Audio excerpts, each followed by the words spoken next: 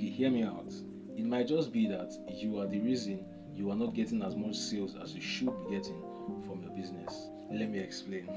When you offer a product or a service, you should make it as easy as possible for someone who doesn't know about you to become a paid client, to become a paying client. You need to remove as many unnecessary steps or barriers in between that prospect and the goal of them becoming a paid client. Every decision that you force them to make or leave in their hands can end up being the reason why they decide to postpone or just back down completely. Let me give you an example.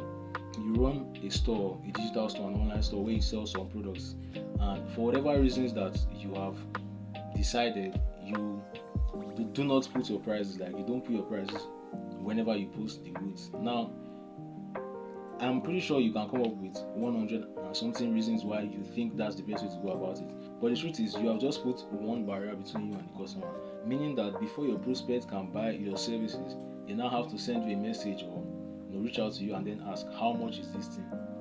Before you reply, and then they know if it is within their budget. This also means that you have to answer every single person that asks a question concerning the prices, when just putting the price there would have prevented a lot of the unnecessary talk. So you have a situation whereby a lot of time that you could be putting into pushing your business and your other marketing efforts, you are then putting into answering questions about price and how much last, and all of that. Now, this may not be a problem yet if you are not selling in large quantity, but it will get to a point where you just realize that you are spending so much time on things that you can just handle once and they will be done for. This means that your experience will most likely be people messaging you asking about the product, and then you tell them the price, and some of them just said, nah, it's not for me, when this step could have been easily handled before they even got to your DMs. And you get frustrated. It seems like nobody is just interested in the product, or people are just unserious and all of that. Meanwhile, it would have been a lot better that anyone who was entering your DMs at that point already had a good idea of what the price was, so that back and forth would have been mitigated. Now, another example number 2 is when you have a very long and unnecessarily long process before a customer can purchase your product or services. This particular one would apply more to e-commerce, or at least that's where I've seen it most of the time. Where you have an e-commerce brand or an e-commerce business that sells whatever products online, and they process payments online, so they handle orders from not just their local areas but other geographical areas. What this usually looks like is a system where a prospect or someone who is interested in one of the products will have to register, verify his email and all of that before the person can then successfully pay for your products.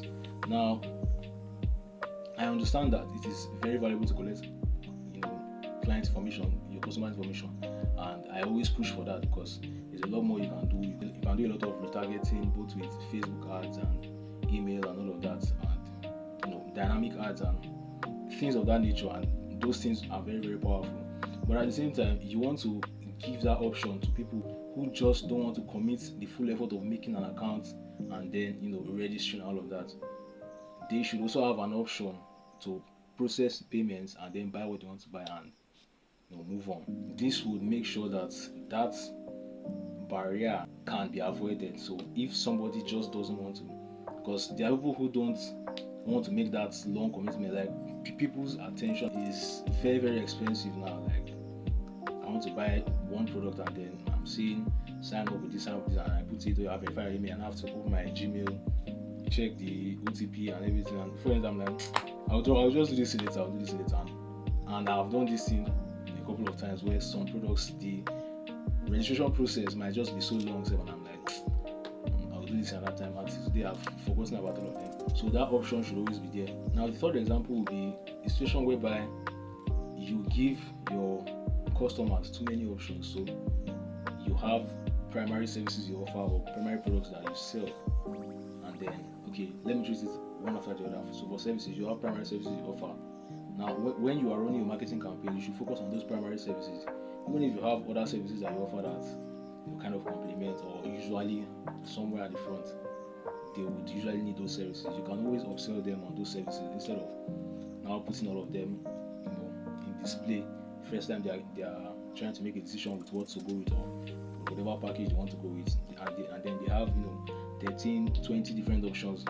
Before you know it, they are thinking, do I need this? Do I need this? Do I need this? Do I need this? And then analysis paralysis sets in, and they can't just make a decision, and then it becomes, okay, I'll think about it, and I'll think about it sometimes and become months. I've had people who told me I'll think about it, and then months later they're like, oh, how far that thing? I'm like, you understand? Then for products, maybe you have just so many variations of the product, maybe in color, in design, or whatever. You just have too many variations. Those variations might be very nice, but you want to cut it down as much as possible to make sure that it is easy to make a decision. You don't have to display every type of that product, every form, every color, every height, every length, everything. It just makes it more difficult for them to make a decision.